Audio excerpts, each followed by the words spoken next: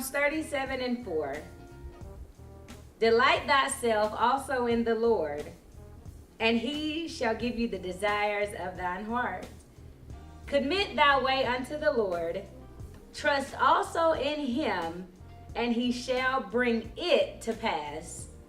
And he shall bring forth thy righteousness as the light, and thy judgment as the noonday. Rest in the Lord, and wait patiently for him.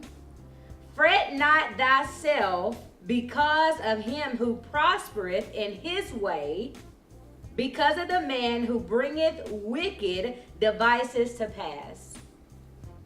Cease from anger and forsake wrath. Fret not thyself in any wise to do evil, for evildoers shall be cut off. But those that wait upon the Lord, they shall inherit the earth. For yet a little while, and the wicked shall not be. Yea, thou shalt diligently consider his place, and it shall not be. But the meek shall inherit the earth, and shall delight themselves in the abundance of peace. Hey, Jennifer. Hey. Evangelist Jay, how you doing? I'm doing good. How are you? I'm blessed. That's awesome. I'm blessed too. You look good. Thank you. Like, I try so hard. No, I'm kidding. Thank you. I love your style, your dress. Thank you. Yeah, I love It's your... new. Like, getting a stylist, she really takes me out of my comfort zone. Really? Yeah. I like that. So, you got to thank preach you. your style, right? I do, yeah. And speaking of preaching, who inspired you to preach? You know, honestly, I wouldn't say, I don't know, because I had no aspirations of being a preacher. You know, I didn't know that God was going to call me to this. So, I didn't know, who would inspire me. But I will say, growing up under my dad's pastoralship, I definitely take a lot from him. I take a lot from his style, his delivery. I pay attention to time because that is important. So I would have to say, no one really inspired me to preach. As God called me to the ministry, I would have to say I did take and am still taking a lot of things I learned from my father. So much faith, but here today, I'm believing that restoration is coming.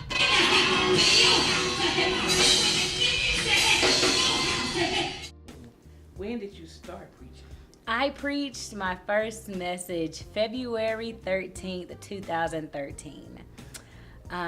Yes, that past December, my grandmother passed away. And I had an event to happen in my life that really pushed me into saying yes to God. And I was like, you know what? I want to preach on the same day that my grandmother passed away. And I was like, I want to do it 2 months after. But the 12th, it wasn't on a Sunday. So I had to do it the 13th. So yeah, I preached my first sermon February 13th, 2013. 4 years ago. Wow, it's been that long? Yeah, 4.5 years ago. 4.5, wow. And you've been growing ever since. I watched you grow since then. So your book is selling really well. Will there be a second book? To answer that question, I don't believe that God has just placed one book inside of my spirit. Answering that question would be like asking me what is the title of my message I'm going to preach for Sunday. And everybody know that I don't release the topic of my messages until that day. So to answer that question, yes, there will be more books in the future, but am I releasing any titles? Absolutely not. We'll just have to wait around for it. So I can wait. Awesome. How does it feel that little girls and young women look up to you?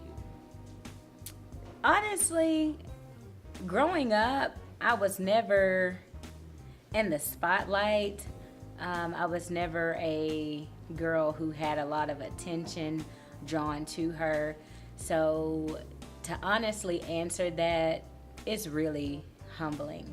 And I don't say that to be a cliche. I say that because it's from my heart.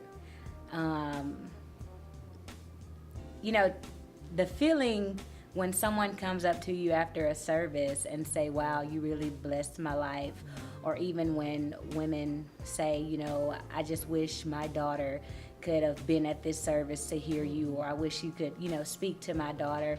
It's very humbling. Like I said, it wasn't up to me to do this. It was truly a call from God, and He has placed me in a position to where, young girls can look up to me. And that's why I hold myself to such a standard, because I do understand that there are young girls watching me. Not that I'm trying to be some super spiritual or perfect person, but I do understand that for some young girls, honestly, and for some young adult ladies, I could truly be the only role model of holiness that they see. And so I feel that as God has placed this purpose in my life, it is my God-ordained responsibility to carry myself in a way that would please God and would also make someone say, hey, I like Evangelist J. I want to be not her, but like her, carry myself like her. So that it's very humbling, I must admit.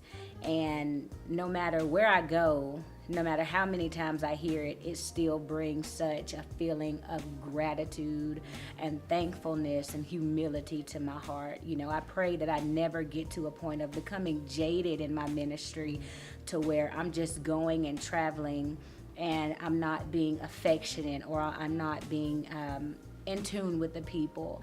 No matter where God takes me, I always want to be approachable, because I never know who I'm preaching to.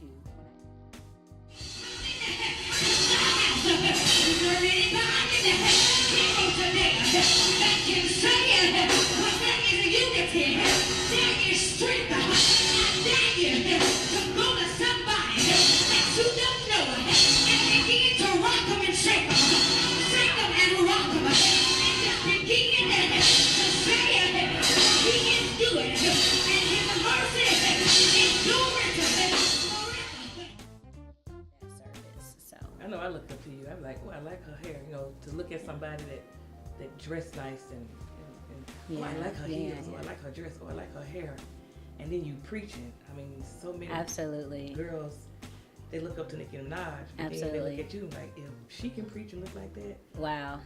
That just draws people to the church.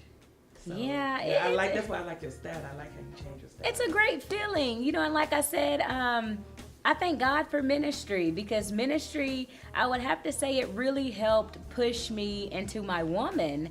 Before, you could just find me in some basketball shorts, hanging out, but it's like now I'm buying lipstick and I'm going to, get my makeup done and things like that. So it feels good. So good. I'm thankful. I truly am. That's good. I'm proud of you for that. Do you see yourself, I know I do, but do you see yourself traveling overseas to preach and be guest speakers to women conferences like Africa, Dubai, Europe, just whatever? You see yourself traveling overseas? Honestly, I travel overseas every time I get in the shower and just start preaching. Because for me, it's not about a place. I just feel that wherever God takes me, I'm going to give my all. Do I desire to travel? Absolutely. And I don't always have to be speaking. I can go to just sit or just mingle, get used to a new culture. So, I don't know where God will take me, but wherever He take me, I'll very much so be humbled, be thankful, and just give Him the glory. Because it's more than just a platform. You literally have people's lives, in that moment you're before them. So if He takes me to Dubai, to Africa, to Zimbabwe, you'll be right there. That's awesome. Even if He takes me to like Fayetteville or somewhere, Washington, I just want to be appreciative of every platform. And I just want to really just still continue to be Jen. Amen. You What's know. next for Evangelist Jen? Wow. Oh my gosh. If I totally knew the answer to that, I could answer it. But I was just talking with some of my members who are a part of Evangelist Jennifer Harris Ministries earlier today. I really feel God is calling me to be proactive in a way that is really not necessarily going to push my ministry, but is going to push his kingdom. So I was just communicating with some of my team earlier about outreach. I really feel God is calling me to outreach. And while the church building is awesome, I feel there are more people outside of the church who really need a word from God and a relationship with Jesus Christ. So I pray that God sees my heart in these things, and that he just makes it available. So that's what's next. Just getting out and just meeting the people and just spreading the love of Jesus. Not bashing people, not judging people, but truly showing love and showing this light. When I was getting ready for my youth revival this past summer, we went into neighborhoods and we were just playing basketball with the people, just letting them know that, hey, we preach, we serve the Lord, but we're still people, and shooting basketball with a person who, doesn't go to church, that's not going to tarnish my salvation. So I would say that's what God is calling me to. What's next? To be proactive in my community, because I want to give back as God allows me to receive. Okay. Last question. What advice would you give a young lady that wants to have her own ministry or preach the gospel? Or just preach people? The advice I would give would to be pray and make sure you're called to it. I'll never forget when I accepted my call to preach. I came up and I was like, I'm ready to preach. And the associate pastor at the time, he was like, well, are you sure?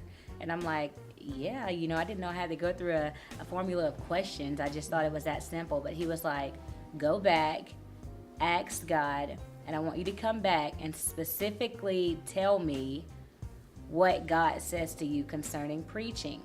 And so I was like, so he doesn't believe that God is calling me to preach? What is he trying to say? But I did. I sought the Lord. And I believe in a matter of 2 weeks, the Lord spoke to me and he did assure me. And so I went back, and I remember the associate pastor just jumping up and shouting for joy. So I would definitely tell any young person or any person, lady, whomever, pray and make sure God is leading you to it. I know on TV it's easy to compare, what you want to have to a televangelist or to somebody living in the reality world who is in ministry. But honestly, true ministry, it hurts. It's hard. It's a lot of sacrifice. And I'm able to say that with only, being in the preaching ministry 3 years. So it has to be something that you're called to and that you're not putting yourself into, because each time you stand before people and give a word that you say is from the Lord is holding you accountable to that. So it's definitely not anything to play with. But if they're feeling like God is unctioning them, it's definitely something they'll have to pray about. And as they pray and as God gives them the assurance like he did me, I pray we can link up one day and go forth in the kingdom. So that's the advice I would give. Pray about it, and once God gives you that assurance, push with it. Don't stop. Amen. Well, I appreciate you for chilling with me. No problem. I appreciate the chill. It was cool chilling. No. May God bless your ministry. Thank you so much. And I'll see you at the next service. You will? Yeah. Oh my gosh. I'll be there. Awesome. I try to. Hey, you've been with me since the beginning, so I'm thankful. I was there when you was playing drums. I know. Playing drums. I know. Can you believe it? I know. So to God be the glory. Yeah. And remember, you can't stop what God ordained. And there it is. There it is. Boom.